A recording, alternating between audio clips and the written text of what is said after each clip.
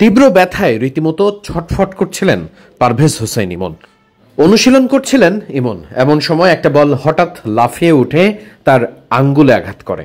আর সেই আঙ্গুল এতটাই যন্ত্রণা দিচ্ছিল যে পারভেজ হোসেন ইমনের চোখে মুখে সেটা স্পষ্ট ছিল।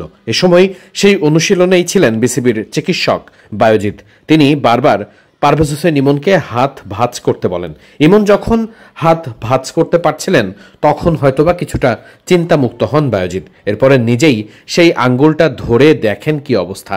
সে সময় রীতিমতো ব্যথায় ছটফট করছিলেন ইমন। ইমনের আঙ্গুল খুব ভালোভাবেই পর্যবেক্ষণ করছিলেন বিসিবির সেই চিকিৎসক। আঘাত যে বেশ জোরেই ছিল সেটা পারভেজ হোসেন ইমনের অভিব্যক্তি দেখেই বোঝা যাচ্ছে।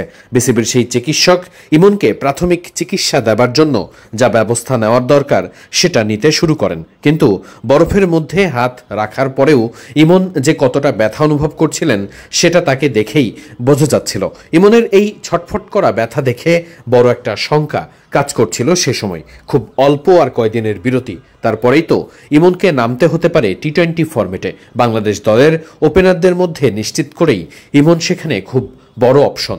সে জায়গায় ইমন কি তবে ফিরতে পারবেন না, এমন সব শঙ্কা ঠিক সেই সময়টাই জ্বলা বাঁধছিল। ইমন এভাবেই ব্যথায় যখন ছটফট করছিলেন তখন সেই প্রশ্নগুলো বারবারই উকি দিচ্ছিল বিসিবির চিকিৎসক। এরপর ইমনকে ঠিক হাতের যেই জায়গাটাতে তিনি ব্যথা পেয়েছেন সেখানে ব্যথানাশক স্প্রে দিয়ে দেন, যাতে করে ব্যথা আস্তে আস্তে কমে আসে। বেশিরভাগ ক্ষেত্রেই ভেতরের হাড় বা হাড়ের পাশে কোনো ক্ষতিগ্রস্ত হলে বা ফেটে গেলে সাধারণত ব্যথানাশক স্প্রে খুব একটা কার্যকরী হয় না।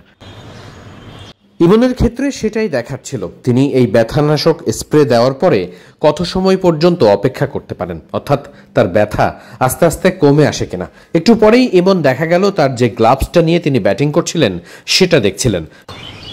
সাধারণত গ্লাভসের কারণেই ক্রিকেটারদের হাতে ব্যথা ঠিক ততটা লাগে না, কিন্তু অনেক সময় গ্লাভস ভেদ করেও খুব বড় ক্ষতি হয়ে যায় আঙ্গুলের। ইমনের ক্ষেত্রে সেটি হয়েছে কিনা সেটির জন্য অপেক্ষা ছিল।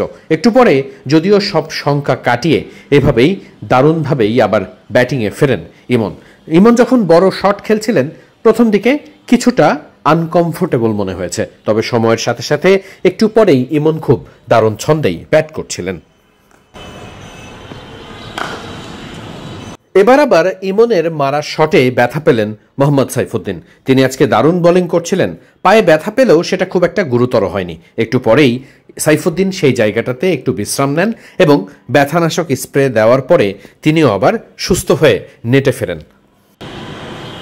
যে অনুশীলনটা দেখতে পাচ্ছেন এটা মূলত টি-20 দলের অনুশীলন, যেখানে মোহাম্মদ সাইফুদ্দিন, পারভেজ হোসেন ইমন কিংবা তানজিদ হাসান তামিমরা প্রস্তুতি নিচ্ছেন চট্টগ্রামের টি-20 সিরিজের জন্য।